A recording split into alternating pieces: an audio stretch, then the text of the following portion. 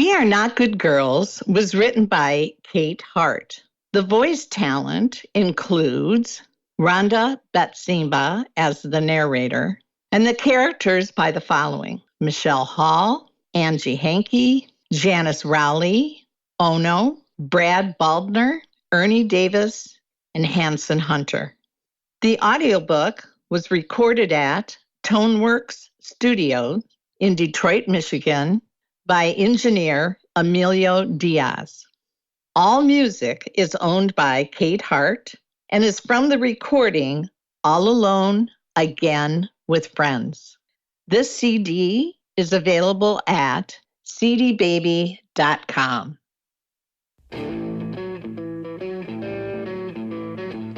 As far as we were concerned, they were all just blues singers, and we didn't pay them no mind. They didn't mean anything at all to us, because we heard that all day and night.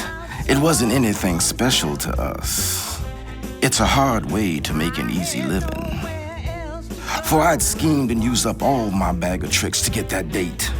Had greased my neck with goose grease every morning, so it'd become easy to bow and scrape to some recording managers, but none of them would listen to my tale of woe, even though I displayed my teeth to them with a perpetual, lasting watermelon grin. Chrissy was at the microphone. She might have been the best singer I'd ever heard. I hated following her. A musician, no longer with us, set me straight when I was fairly drunk and going on and on about how nervous I was standing next to all that talent. They were all better than I was sure of it. He sat there calmly listening, stoned to the bone with a joint sticking out of his mouth. When I got done ranting, he exhaled the thick smoke and spoke way too slow. You do what you do. Nobody else can do what you do. You can't do what anybody else do. So what's the matter with you? Nothing. Sorry I blew up. As usual, AC had finished with her big gospel number and wiped the sweat from her oversized face. It must have been 100 degrees on stage. The people on the dance floor were drenched. The audience was on their feet. Everyone was screaming for more. Roy, the bartender / master of ceremonies, was shouting into the microphone. His evangelistic tone gave what he was saying more reverence than any other MCs we usually ran into.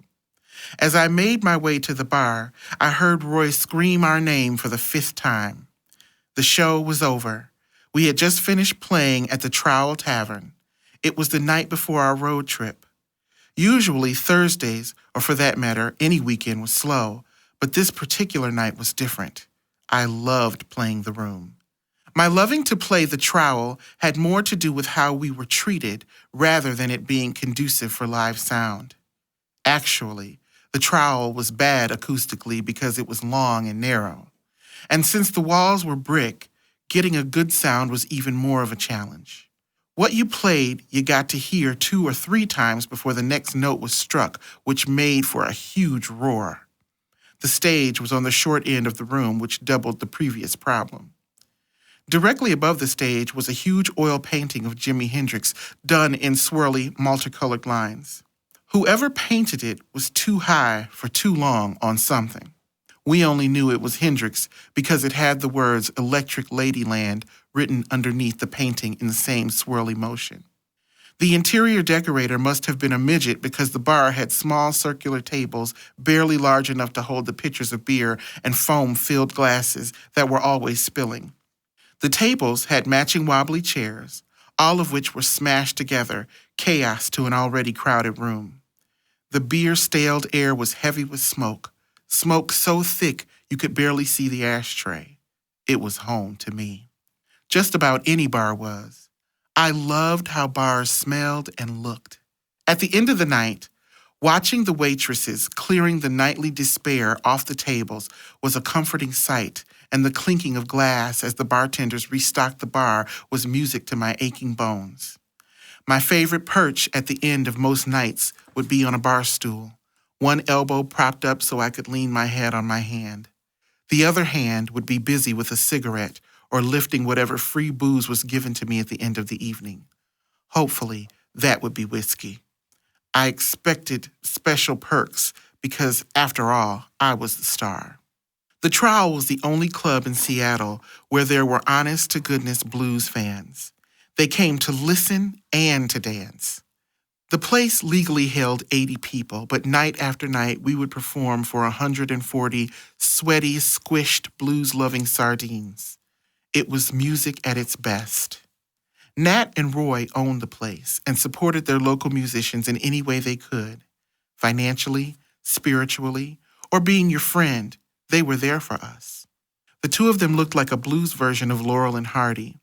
Nat was long in the face, tall and thin. Everything about Roy was round, glasses, body, and face. When they stood side by side, they made the number 10. Nat's hair was perfectly in place, sandy-colored with a precision cut. He wore a suit every night, a deep blue suit.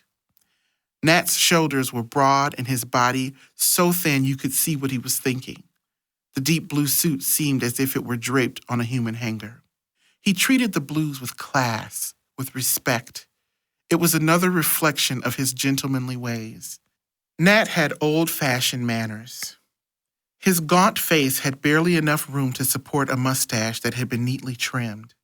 His gold loop earring hanging off his right ear was the only sign that he might not be a banker. Nat's eyes cared when you spoke to him. His body cared. He leaned into the conversation by propping his chin up on his hands and digging in for a listen. I always told Nat the truth because he cared so much. Nat was the listener. Roy was the talker, the entertainer. Roy had ordained himself as a minister of the blues. Roy always had a story brewing. He stuck his thumbs in his belt, leaned back on his heels, and started rocking back and forth, heel, toe, heel, toe, heel, toe. Like one of those big blow-up plastic clowns with big feet, Roy's stomach centered him so he couldn't rock too far in either direction. As usual, Roy was taking on the tone of tent-reviving evangelist. The boy could preach, usually about some Delta blues player, what it was like to see Son House live in 1969. Roy took a deep breath. He knew, as we all did, he was entering sacred territory. One night, we went to one of those Saturday night fish fries and Son House was playing.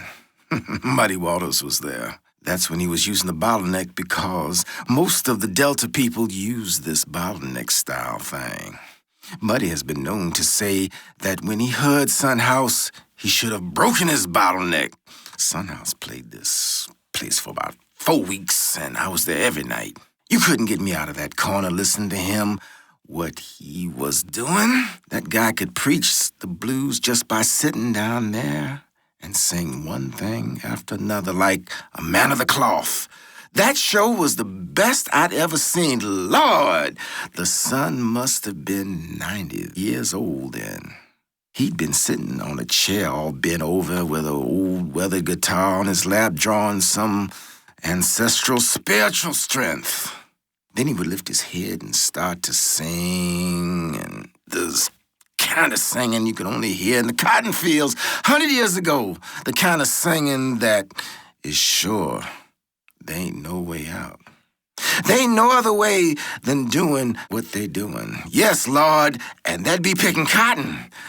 Oh, I got the blues, 'cause I'm gonna do is pick the cotton for the man. Make no mistake, Mr. Preacher Man, the blues is the music of the Lord. Oh, yes, indeed. Let us not make that mistake. The kind of singing that can be only sung by a man who's gone blind with music. May I get an amen? We were too stunned to say amen, but Roy didn't mind. He had his story to continue. And them hands, those powerful hands, those same hands that plowed the fields and picked the thorny cotton off the vine, were the same hands clutching at cords from steel strings that were waiting to be ripped from the wood of the guitar. Roy unhooked one of his thumbs so that he could wrap his fat hand around a shot glass full of Old Crow bourbon. He was just getting started. He had our attention. Lucy was forgetting to take a drag off the cigarette she was holding. Nina was forgetting to flirt with the new janitor, and Paula was forgetting not to cry. I knew we were all thinking the same thing. If we could have just been there, seen it for ourselves, added to the experience of the music we were playing every night. Roy lit a cigarette. He had been fortified, so it was time to continue. Brothers and sisters, please open your Bibles to Psalm 78. We will now read from the Maskil of Asaph. O my people, hear my teaching. Listen to the words of my mouth. I will open my mouth in parables. I will utter hidden things, things from the old, what we have heard and know what our fathers have told us. We will not hide them from their children. We will tell the next generation the praiseworthy deeds of the Lord, his power, and the wonders he had done. Can I get an amen? We smiled while Roy ranted and continued. The power of Son's presence and voice pinned us against our seats. The sweat was pouring down his face. He was what he sang. There weren't no separating the two. The Son's black body glistening from his sweat, becoming a mirror for the lights. He was sitting on the stage, but his spirit was living down south in the cotton field. As in the words of Booker White, you want to know where the blues come from? The blues came from behind the mule. Well now, you can have the blues sitting at the table eating. But the foundation of the blues is walking behind a mule way back in slavery time. You see, that's what the brother Son knew. Roy took another drink. When Son would finish wailing, he would collapse exhausted. Then he'd be hunched over for 2 or 3 minutes, absolutely still. And then he'd slowly rise up, pulling on the same spiritual chord and doing it all over again. He would put himself through the same blues initiation, song after song after song. 2 soul-filled hours of the main man. Lord, I will never forget Son House. Let us pray for the still suffering. We sat in quiet awe. We were converts. Roy had preached us the Delta Blues.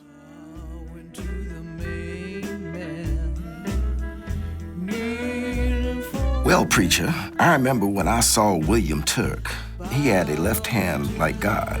He didn't know what key he was playing in, but he would play them all.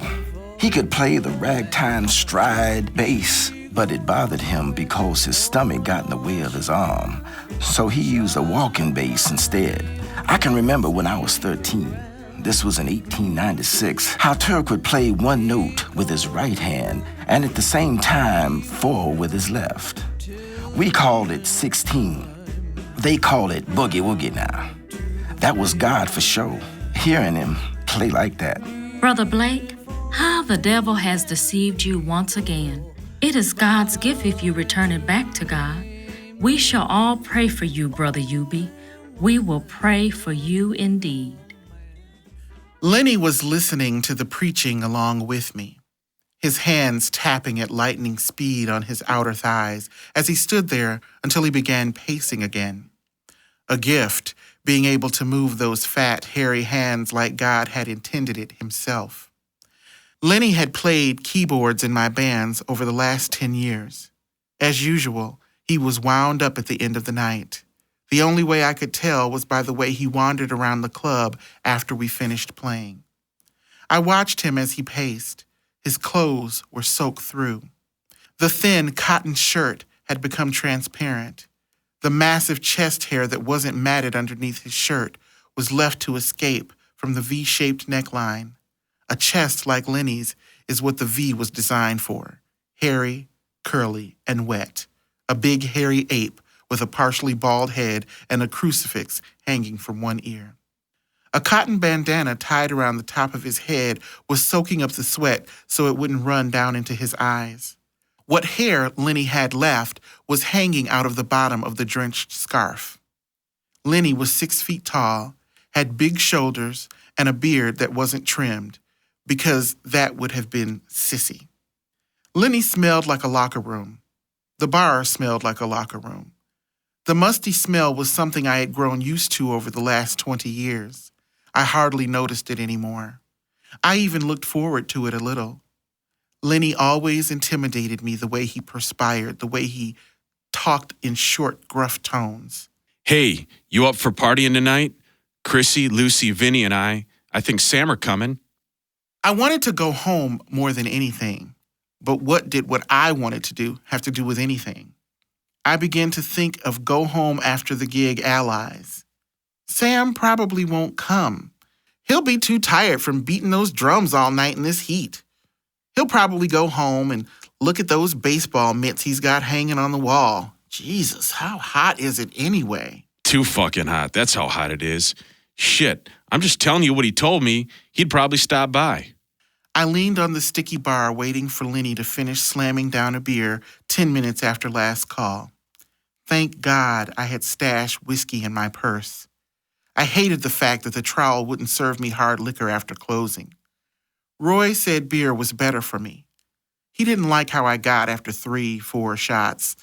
The last time I drank hard liquor in the trowel, I wouldn't leave. They had to call my then boyfriend to come and get me. I lost a pair of $150 shoes that night. I think I threw them at Mr. Boyfriend. I never did trust the waitress afterwards. I was positive she was a shoe thief. Anyway, I was mildly irritated with Roy because I hated beer. After all, it was just some piss water with a little alcohol thrown in for fun. I couldn't drink enough brewski to take me where the whiskey could in just 4 straight shots. If you added a couple of lines, I was in a religious state of mind. I had the answer to all things and very sure that everything said by me was really quite special. Lenny was waiting for an answer, and I was avoiding one. Lenny, I've been meaning to ask you something. You know, I've hung out with you for a long time, and you never seem to get drunk. You always act normal. 10 lines and 10 beers later, you're still the same gruff, horny, aloof motherfucker you always are. Lenny took this as a compliment. He smiled. It's a prison thing. I don't think so. You acted like this before you ever went to prison. I think it's from all those years you played with Sly Stone. I know that was one crazy dude. No shit. Lenny didn't like most people. No matter how long you knew Lenny, you still had to go through his gruff initiation each time you saw him. Even if you were somebody he liked, he'd stand with his hairy arms folded, not smiling, looking you straight in the eye, watching the tenuous approach, waiting you out to say something. He was born with the characteristic of being able to puff himself up like a cat who had just run into a strange dog. I would test how long he and I could stand there without speaking a word. I would give in after a couple of minutes, using one of his favorite words. Hey, I would say. In a low, rough voice, he would answer back. Hey. His favorite word was shit. Though I always tried to ignore it, it was impossible not to be aware of its existence, his emotional labyrinth. I knew underneath all of his prison, don't fuck with me or I'll fuck with you, I'm hard to get to attitude, he was absolute mush. Lenny's voice was interrupting my private list of his personality defects. Hey, you didn't answer me. Are you coming over? I shouldn't. You're a wimp. You're the one that grew up in a white middle-class family in Minnesota, for God's sake. That must be embarrassing for a tough guy like you. I'm the one that grew up in the inner city of Detroit. You're a fucking wimp. Shit, you are nasty tonight. What's your fucking problem? I had hit a nerve. Lenny was an only child and got everything he wanted. In other words, he was a spoiled brat. The communication gyrations he put us through were a result of his only child's spoiled history. I'm sure that Lenny thought that nobody would take his funky, soulful, bluesy playing seriously if they knew his background was normal. So Lenny's rebellious adult years had been spent being anything but normal. Any mention of his childhood was off limits. But I was losing ground in the willpower area, and out of frustration of losing the private battle in my head, I was pulling out the big guns on Lenny. Besides his rebel nature, there were 2 more things that made Lenny perfect for the show. He could play well, and he loved women. Music and women were very important to him. And man, did the women like him. He was so sexy that you could smell it on him. He thought about it a lot. Whatever he was talking about, I just knew it would be a matter of time and sex would be the next topic. He always got around to it, how he wanted to do this woman and that woman. The keeper of the keys had no morals except when it came to us. He left all of the women alone, though I knew he fantasized. Nina had thrown herself at him several times, but Lenny knew that would be one complicated lay. To Nina, a toss in the hay meant a potential relationship. To Lenny, it meant moving on to the next complete stranger. He was always on the prowl. When the good-looking ones walked by, Lenny would stare, gradually soaking them in through his pores. His eyes would get dreamy as he made eye contact. Then he would speak. Hey. He played keyboards like a drummer, percussive. Both his hands were fast, the left as fast as the right. Chick Corea meets Leon Russell meets James Brown.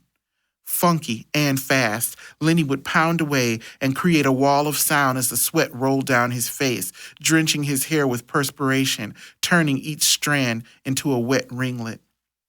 Though I was the band leader, I let Lenny run the show, maybe more than I should have.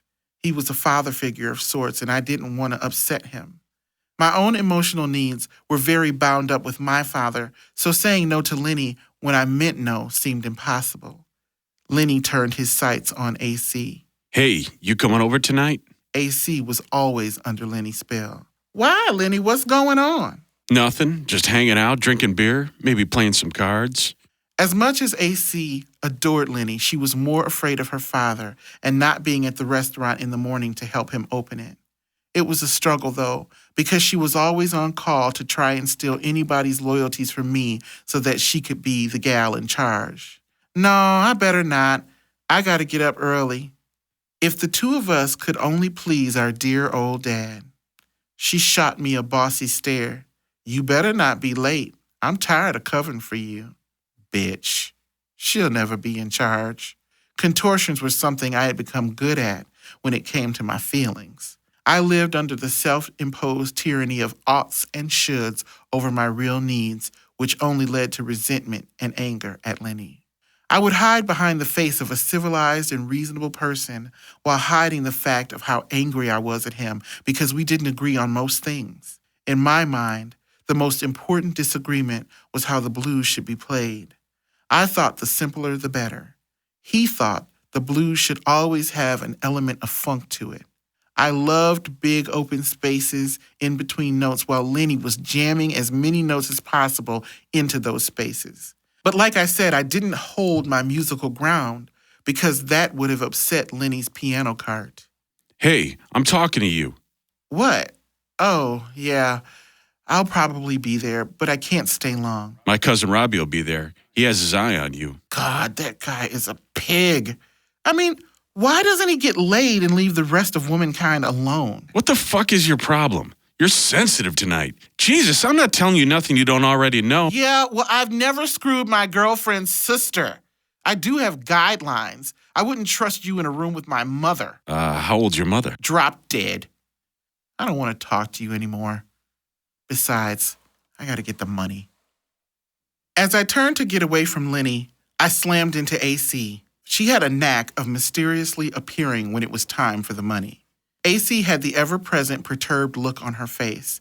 Eyes narrowed, smearing of late-night mascara, head tilted back, arms crossed, which only widened the already too familiar feeling that she just wasn't a part of this madness. I mean, she had plenty else to do than sing with us. It wasn't enough AC disapproved of my behavior, but she had to let me know how much she disapproved. At that time of night, I was past the point of giving a flying fuck about her opinion. But there were times when it did matter, and she knew it. Do you have the money? I looked up and smiled. Hey, AC baby, what's going on? She drawled slowly, just wondering about the cash. I'm on my way. AC didn't care. Yeah? But don't take all night. I gotta get going. I have a long way to drive. No problem. It was AC's not-so-roundabout way of telling me real nice to not sit and drink and do drugs while the entire band waited to get their money. Tonight, I would do as I was told. Though Roy and Nat had equal share in the bar, they definitely had who did what when worked out. Roy was always too drunk to be trusted with money, so Nat paid me. We had done well, with each player making $120 for the evening's work. We were used to $50 nights everywhere else in town. Nat didn't look right.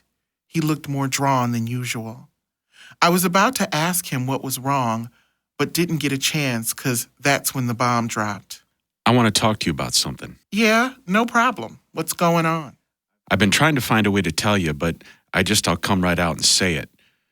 Roy and I are selling the place. What are you talking about? You can't do this. I love playing here. I mean, this is my major hang. What the fuck is going on? Everybody loves playing here. I realized quickly that the more I complained, the more destroyed Nat looked. I squeaked out one more word. Why? Nat thought for a while. I was sure he was searching for the right thing to say. It's too much for me. I need to make some money. I got a family to raise. I need to get on with my life. His thin face was growing so tense I thought it might close in on itself. For the first time that evening, I could see how tired Nat was. I had never considered these guys weren't making a living because I was so busy struggling myself. Of course, I didn't think any of their reasons for closing were as important as mine were for the trial to stay open. It was more than just a gig to me. I could always find a place to play, but the blues was my family. The trial, a place to get together with family members and share the passion of it all. When a place like that closed, it was the same as a death in the family. There weren't too many clubs left that any of us liked to play anymore. We were all getting too old for the bullshit most clubs dished out. And me, well, my reasoning was just a little more self-serving. As much as I drank, I needed to be in a user-friendly environment. Places where people were willing to make excuses for my drunken behavior. I was running out of welcoming mats. The two watering holes I could count on were the trowel and Jerry's blueback. Well, at least at Jerry's, they gave me all the whiskey I wanted if I had a little blow to trade. Financially, it was a bad deal for me. But when I wanted a drink, money was the least of my worries. I made another selfish plea. Please, Nat, think about this before you do it. This is the blues headquarters. This is where we all hang. Where are we going to hold the blues awards? Roy's the editor of the newsletter. I mean... God, Lena, you're making this even harder. I can't worry about this shit anymore. I've got to get back to the rest of my life. I had no idea what the hell Nat was talking about. This was his life. I still had some hope. Who are the new owners? Will they keep it as a blues club? Nat hesitated. I could tell the answer was shit. I don't think so. I mean, no, it won't be. They're going to turn it into an Irish pub. Are you fucking serious? Don't the Irish have enough places to drink? Hell, they can drink in their cars. Jesus, what the hell do we need another Irish pub for? Half my family was Irish. I knew we could drink in our living room, so we certainly didn't need a pub to go to. Roy joined us again. He had been cleaning up the bar, restocking it. The preacher had a fresh import beer in his hand and looked down in the dumps.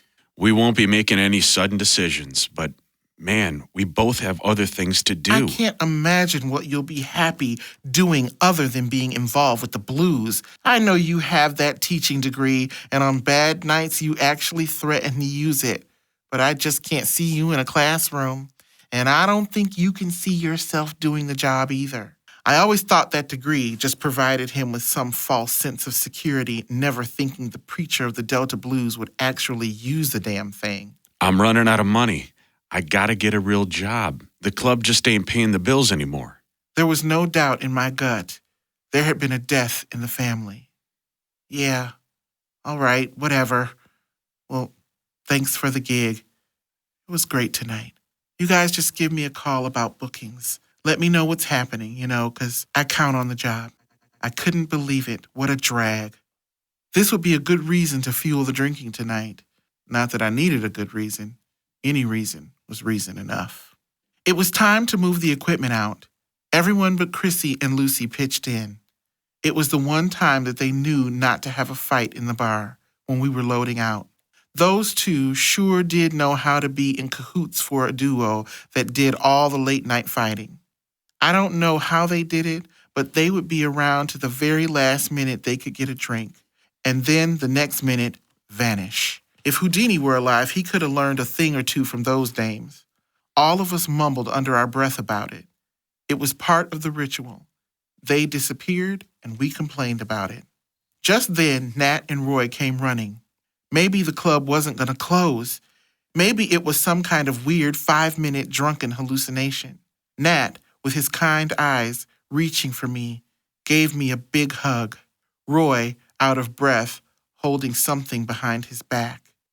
He was a little wobbly, but managing it since he did have wobbling down to a science. I wanted you to have the sign. I'm thinking, is something going to give me the finger? Peace sign? What sign? With that, Roy and Nat handed me the owl sign, written in script that sat above the chipped mirror behind the bar. The sign that shone like a red beacon at 3 a.m, showing me the way back from my sea of whatever I had managed to drink. Wow, you guys. Thanks. It means a lot to me. Then I heard myself say, I love you.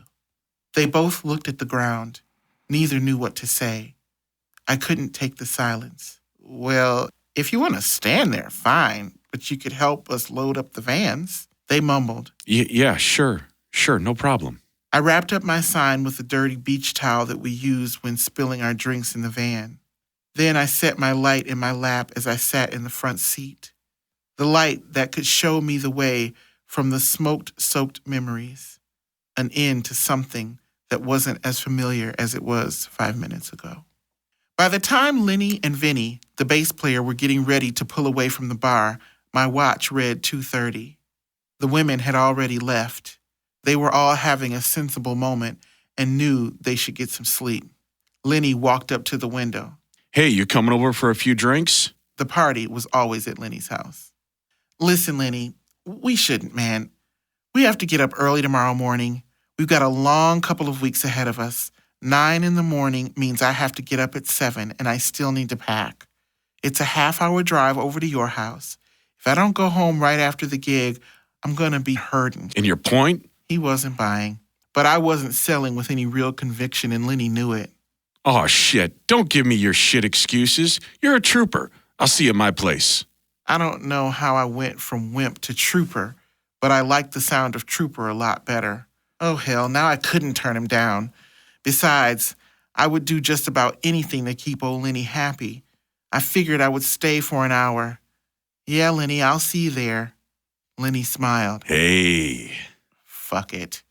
By the time I walked into Lenny's house, it was 3 a.m. My state of mind was altered, and logical thinking was no longer part of my mental process as I slowly slid down the muddy slide of Partyland. Lenny's house was the stereotype of a musician's bachelor pad. It was as if Lenny had followed some standard blueprint. Stereo gear stacked from floor to ceiling on shiny black steel shelving. Everything Lenny bought was black. His house looked like Darth Vader had something to do with the decorating. The black leather couches were scooped around in a half circle, so the huge television was the main focal point of the room. Comedy and music videos were stacked all around the monster screen. He would pull any one of these out when the conversation got redundant, which was soon and often. Usually, it took about an hour after the party started. Tonight, we broke some kind of record. The TV went on within 15 minutes of the first arrival. Chick Corea's hands were flying across the big screen. The rhythm section was burning it up behind him. I didn't know who the others were, though I always pretended that I did. Lenny and my bass player, Vinny, had their eyes glued to the screen. Both of them were studying every move that was being made by musicians they hoped to play with someday, or at least take a lesson from.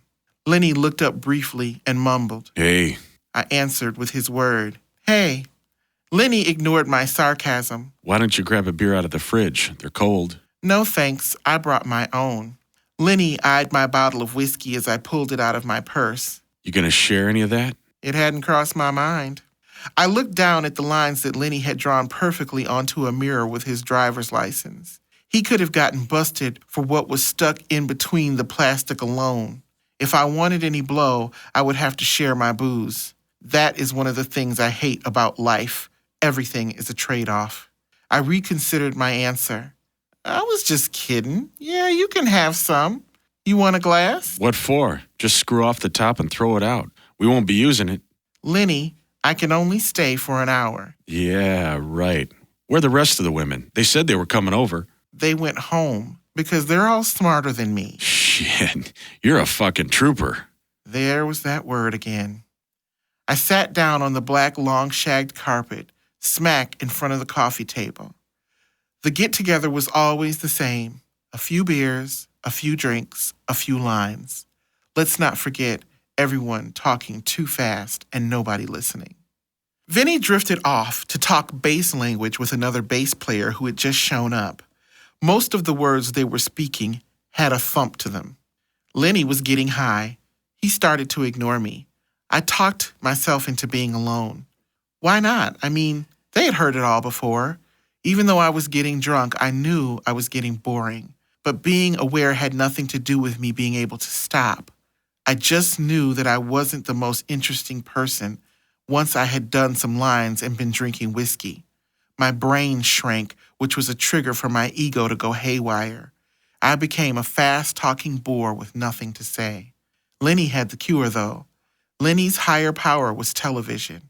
I remember once complaining to him about how painful growing up and being responsible was. I whined, I don't want to grow anymore. Jesus, enough! How do I stop it? I want to stay right where I am. Lenny thought for a moment and said, Hey, television works for me. Now that's the shit. I looked at my watch. It was 3:30. Time sure does fly when you're trying to stop it. Vinny was leaning over the table, sucking up anything that was in the rolled-up dollar bills line of fire. We were trying to act normal with each other since we had slept together about a week before. I had to admit I was having a hard time justifying that drunken escapade. He was like a brother to me, but the booze didn't care about incestuous feelings because it was too busy caring about the needy ones. Of course, the more normal Vinny and I tried to act with each other, the weirder it got. I knew in time things between us would be okay, but it wasn't helping the immediate moment. I watched Vinny snorting up the white powder. His nose was screwed up from the piles of blow he had been doing, and he could barely get any of it up his swollen nostrils. Vinny sat back and snorted some beer off his black, shiny fingertips, willing to try anything to get the cocaine up where it belonged. I watched and listened to Vinny struggle with his blocked nasal passages. He had on a deep purple velvet sweater and creased black pants that ended right above his $200 shoes. That man loved shoes. Vinny's shoes cost more than I made in a week. He always looked good. His past gave him an edge, and anything could set Vinny off. He was not easy to get along with. The man lived to argue, cocky and temperamental. For example, if the stage wasn't set up just right, that gave Vinny permission to blow the first set. Of course, the uncertainty of his behavior got old. Mr. Swollen Nostrils was under the same illusion that a lot of people are. If you think it, then you must be right. Wrong. As cool as Lenny stayed behind alcohol and drugs, Vinny was his polar opposite. He could not maintain. If he had the slightest buzz, he was unable to do anything. We called him Elvis when he was too high. His upper lip would curve up in a permanent sneer, hence Elvis. He couldn't talk, only sneer. There he'd be with a crusty nose, beer in one hand, cigarette in the other, and a permanent sneer. A poster child for toxic shock. I looked over at Vinny. His upper lip was now locked into sneer mode. From here on in, Vinny would only be able to get out partial sentences. He would talk in sections. But no matter what was going on in Vinny's personal life, he was always the funkiest bass player I ever played with. He could find the stand back, I'm gonna kiss myself, too hot in the hot tub, I'm a bad mother hump in the beat. Bass has its own language. Few people speak it. Vinny spoke bass fluently through his hands. His fingers were graceful, beautiful. They glided across the neck of the bass. I loved watching him play. He didn't move a muscle, just his hands barely moving, popping the strings. Most of the bass players I had previously hired thought of the bass as an instrument that they mistakenly played as a frustrated lead guitarist, filling the spaces with busy notes, forgetting to keep time, but not Funky Vinny. He understood bass as an ensemble instrument. He created bottom and melody. The sound of his bass would force you to tap your foot and hum along at the same time. Oh, the sound. What a sound!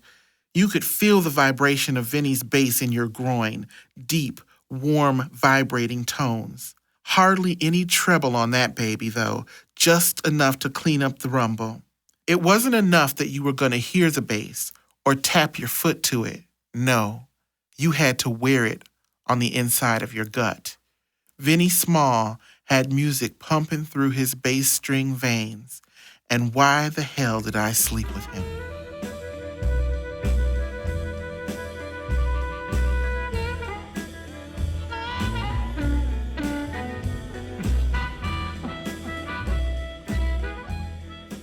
Throughout the drinking and drug fest, carefully disguised as a party, I kept looking at my watch. Let's see now, if I get 4 hours of sleep, I'll feel pretty good. I just need one more drink, and then I'll leave. The whiskey was trickling down my throat. God, the chill going down my spine was incredible. The sensation of warm medicine healing all that was wrong erased the gray, cold world, turning it into a warm and rose-colored place. Yeah, everything was cool. Vinny and I were buds. No problem, man. Oh, hell, I don't need 4 hours of sleep. I've done just as well on 3. Yeah, another line sounds great. I looked up, and there was Lenny's cousin Robbie. His jeans were so tight he could barely sit down on the floor. The white cotton dress shirt was unbuttoned halfway down his chest, I guess, so we could all get a better look at the gold chain hanging from his neck. I wondered how he could wear the big silver belt buckle without it cutting into his stomach that hung over it. The silver eagle must at least leave an imprint by the end of the day. I couldn't stand guys that looked like him. Shiny cowboy boots you could see yourself in, a mustache that set too far above his upper lip, giving him a sinister look. But what made it all worse was that Robbie had a thing for me which pissed me off. Where did he get off? I would be interested in a guy like him. I had morals. He was oblivious to my disgust for him. Nice to see you here, Lena. You look good. Fuck you. I look like shit. I sang all night. I've been drinking and it's past my fucking bedtime. Well, I like how you look. I brought some Old Crow. Looks like you're running a bit low. Lenny drank most of it. Robbie laughed. I thought he didn't look too bad when he laughed. His teeth were real nice. But I don't know. His hair was all slicked back and the cheap cologne kept sneaking up my stuffed nose. He must have had a lot of that shit on. Robbie poured me another drink. Maybe I was being too hard on the guy. He wasn't that bad. I looked down at my watch. I couldn't believe I'd actually thought I'd need 3 hours of sleep. 2 is more than any healthy human really needs. I've always had a thing for you, Lena. That's too bad for you. Why do you treat me so rotten? I haven't done anything to you. I don't trust you. Why not? Because you're too clean. It makes you kind of sinister. I can dirty it up for you, baby. I see your glass is empty. Why don't you hang on to the bottle? You're the one here that really likes the bourbon. I gave Robbie another good look. He was a bit fuzzier, which helped. I had to admit, he had nice skin. I opened my eyes to a tired alarm. The buzzer had rung for an hour. I couldn't move my head. Where was I? I slowly looked around and realized I was in my own bed, which was a relief. Lately, I hadn't been making it home. I was ending up in strange beds or on dirty couches. Finding myself in my own bed was an improvement. That's when I realized someone was laying next to me. Oh, no. Who is this? Please, God, Don't let it be who I think it is. I pulled down the sheet. It was Robbie. All of a sudden, I couldn't breathe. Why not Vinny? Oh, yeah, Vinny didn't have the old crow. I knew I had crossed some line. First of all, I couldn't stand him. Secondly, I had no recollection of sleeping with this guy. I mean, none. Oh, God, what should I do? I have to wake him up. Oh, I can't. Facing him sober in my apartment was almost too much. Jesus, it was 8 o'clock and I had to be back at Lenny's to load the van at 9. I sat up, which only doubled the pounding in my head. My mouth tasted like the bottom of an ashtray. The rim of my nose was so sore I could barely touch it. I ran for the toilet. Every time I threw up, my head pounded even harder. I'd rather do anything than throw up. The tears were running down my face. The only shred of hope I could hang on to was that at least I was on my bathroom floor. I needed help. My whole body was shaking. The best I could figure, I probably had an hour's sleep. I would have been better off if I had just taken a real long look at the bed. I could hardly stand up. My knees were shaking too badly. Rob, get up. I gotta get going. What's going on? Couldn't you see how drunk I was? I didn't know what I was doing. Hey, baby, you were great. You know what you were doing. Enough for me. Get the fuck out. Oh, don't get mad, baby. Come on over here. Come on, let's pick up where we left off. Get the fuck out of my fucking apartment! Damn. What is your problem? I'm going. He wasn't getting dressed fast enough. My head was pounding so bad that I could hardly keep my eyes open. As soon as he went away, I could start to pretend this never happened. He was almost at the door. There he stood in his wrinkled clothes and disheveled, greasy hair, just looking at me like some lost puppy. I held my breath. He would be gone in 2 minutes. Can I call you? No! Just for the fucking record, honey, you were the one that was all over me. Leave now! Robbie was gone. I hated feeling like this. If I got quiet enough, there was a voice screaming out for help, so needless to say, silence was the dreaded enemy. Okay then, so let's go into action. But I couldn't make anything on my body move. Oh man, even a shower sounded painful, the water beating down on my already pounding head. Even though I desperately needed to do anything but experience my own thoughts, I didn't have the time or energy to do anything else but just that. I had to get going. I was running late. I slowly pulled my hair into a ponytail. The hair thing was always a hassle. My hair was shoulder length, dark brown, and I have lots of it. My out-of-control mop does exactly what it wants to do, never considering I have other plans for it. The solution for my hair and how I felt would be my reliable hangover outfit: baseball cap, official Detroit Tigers, jeans, sandals, and baggy shirt. I looked in the mirror. I didn't like what I saw. My eyes were red, white, and blue, the American way. I couldn't face coffee because I would have to make it. I opened the fridge and found the gallon of orange juice I bought a week ago, or maybe it was 2 weeks ago. It looked lonely, with just a couple of slices of pizza and a jar of mustard to keep it company. My hands were shaking, but I managed to screw off the top of the orange juice once I set it down on the counter. I guzzled it until I had to breathe. I could feel the sugar levels readjusting in my body. Whew, this was going to be one long fucking day. I stood in the middle of my apartment, which had been built in the 30s. When I first moved to Seattle, I drove around looking for the ghetto.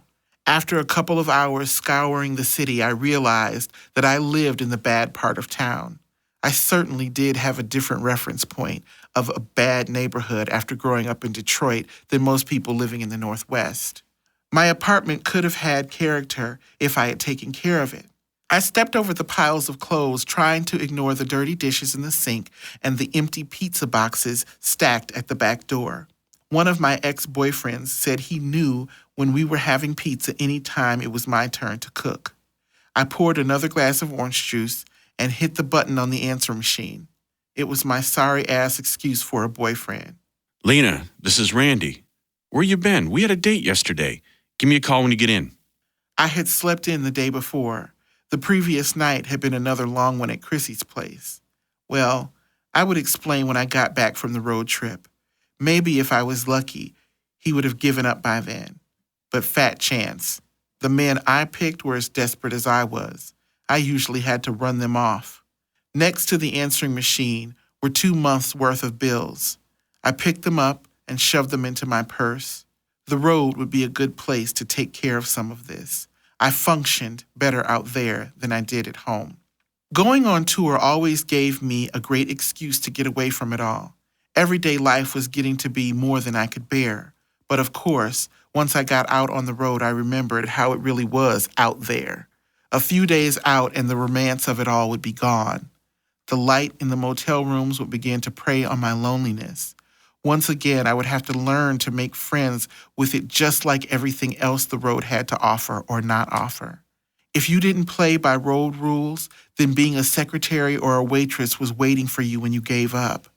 Not that I had a problem with that career choice. The point is, you are forced to do those jobs while still struggling to make a living as a singer. Taking on those jobs again felt like I was walking backwards. This was all just a little more incentive to walk out the door into the big, cruel world. I remembered that most of the gear was in my van, so at least that was one less worry. On my way over to Lenny's, I thought at least Lenny and Vinny would feel as bad as I did. Of course, neither of them would admit it. We all had learned to hang tough. If you complained, someone might hold you accountable for your actions, and the three of us weren't ready for that responsibility. Thinking about the road trip ahead of me seemed unimaginable. For the next 16 days, I would have to share my space, decisions, and stage with and manage 11 other people. I was more than I could manage. I was the band leader, and I couldn't manage to lead myself out of a fucking party the night before. I needed to get grounded and stop the shakes. It would take a few hours. Breakfast would help. I closed the door behind me.